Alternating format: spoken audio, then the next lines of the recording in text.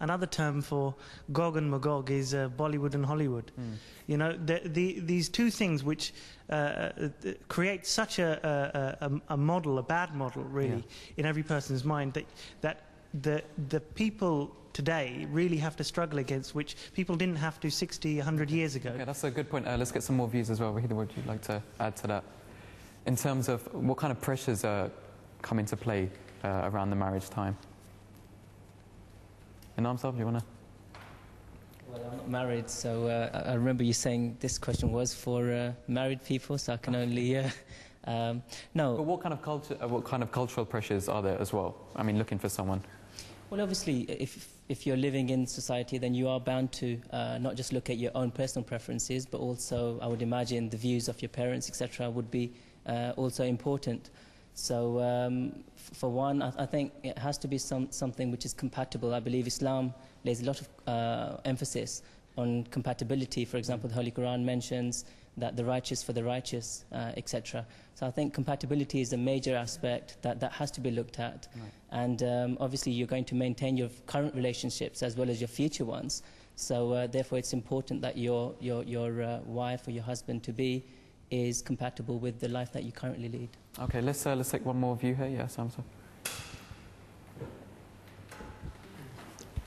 Yeah, I think I just would like to add a point, which is, I think, obviously, building on Inam brother's point about compatibility, I think the number one thing is taqwa. Okay, I think the parents should really consider the fact that if their child is a God-fearing person, really close to Allah, prays, you know, really active in their faith, I think they should try and match with somebody who is really active as well, lest that person bring the other down. And if your child, your child isn't really that, doesn't practice too much and stuff, but is a good person, I think you should also try and match that with possibly a female who is, possibly similar level or something like that. Because I think it could cause a big clash in the family. It could end up in divorce and things like that because they don't understand each other. Yeah, okay. Aval Sab, what would you like to comment on that point? Would you agree? You cannot have a match 100% equal. So somebody was mentioning Hollywood. We used to call it in our times celluloid culture. Now it is digital, all digital. So there are, during the young age, people have a kind of concept, so-called concept, which has to be fulfilled, otherwise I'll not get married. That is wrong. That is where you have to consult, and that is arranged marriage we were talking about earlier on. Do those misconceptions only happen in the West, or do you think it's in the East? No, it happens over there as well. I think in some respect it is more over there. Okay. But ultimately, the result comes up when you take taqwa into consideration and you take the advice from your guardians and parents and prayers from Khalifa.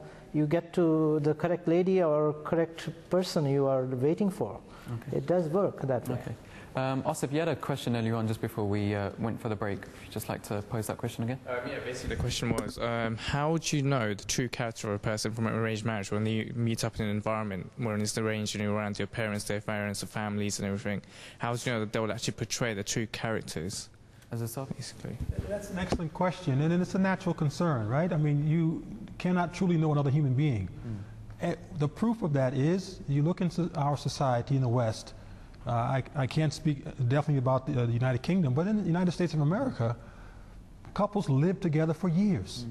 So-called happily living together, and then one day decide, let's get married, let's just do it now, This is 15 years, 20 years down the road, they get married, and 3 years later they're divorcing. Yeah, okay. Something that I've noticed is that some people actually, when they're looking to marry other people, they don't have to necessarily, they're not only looking for a Muslim bride. Some people are saying that they're going for, Christian girls or Jewish girls, and the way they justify this is that in the Quran it says you can marry people of the book, the Ahl Kitab. So Aval Sab, could you just explain this a bit more? Surah Ma'idah, verse number 5, Allah has allowed uhillat lakum at-tayyibat wa nisa'uhum hillul lakum. Well, that is okay, but at the same time in Surah Baqarah, Allah has categorically Surah Baqarah verse number 222, Allah has said, and marry not the idolatrous women until they believe. So you have to avoid that section of Ahl Kitab, which is now totally idolaters. I mean, they are believing in such gods who do not exist. It is important to have a happy life with a companion who has common values. That is the secret to our happiness. You have to share the common values. But when you have distinctive differences and you are far away from each other as far as ideology is concerned, you are heading for a problem. Milana, as a Newsom, do you think people are using that as just an excuse to go out and marry whom they please? No, I don't think it's an excuse. And actually, at this point, my comportment tends to drop, because now I'm in the field. I'm a missionary. I see both ends. I see the startup, I see the end. And I see the struggle that had left to the end, which wasn't pleasant, wasn't the happy ever after as they were hoping for. I've seen it too much in my lifetime in the West, where the couple, the man starts out with this attitude: well, I've had permission, God allows me to marry someone outside of the Jamaat and outside of Islam, and therefore I'm going to do it. We're happily, we're in love, you know, this is going to be forever. And even as you attempt to consult them or to counsel them, that you have to, again, look down the road. Do you believe this will always be the way it is now? Because you understand you are going to grow. And your wife may or may not grow along with you. What will you do then as a man? Children will be there. You will tend to now to struggle with this issue. I want to go to the masjid. My wife either doesn't want to go or wants to take my child to the church or to the synagogue or to the temple or wherever, or to some chanting session, whatever it is. Man has a hard time dealing with that. So as Maulana Sahib has said here, you still want to find a woman that you believe will grow with you spiritually and morally as you are moving forward in life, and then you can maintain some sense of happily ever after. Yet in my experience, I've seen many rocky roads along the way that have led to the breakup of marriages and the struggle with children. I guess if you look forward and actually think that marriage is a platform on which you can actually start a family, then you have to look at the real reasons why you're getting married. If you want to marry someone who'll actually raise up your kids, you want someone to do that in the best environment. In situations where the husband, for example, is a Muslim and the wife is a Christian or a Jew from another faith, how do the actual children grow up in that environment? Do you find from your own personal experience that they're confused in their faith, or do they follow their dad's faith predominantly more than the What tends to happen more often than not is the parents, either one will dominate the scene, right, and the other one will just become very submissive to whatever happens and just let it be. Or what happens is they both will tend to let go and say, let the child choose. Well, that is more and more happening in the West, where children are allowed to choose. Well, you don't learn morality, you don't learn spirituality. Someone has to guide you. This is the whole message of faith. God sends messengers and they teach us the basics. And then after the parents are given the initial role, as Allah subhanahu wa ta'ala told the Holy Prophet Muhammad sallallahu alaihi wasallam, we're all born Muslims, what a nature of Islam. But what happens then? Parents, they come in and mess it up. Friends, society, it comes in and just messes it up.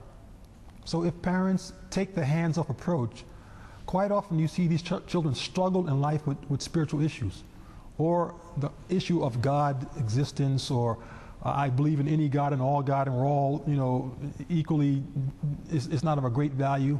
I have some sense of it, but not a real sense of it, a real purpose of it. I find that also to be a great challenge and struggle in this concept of a mixed spiritual or religious wedding.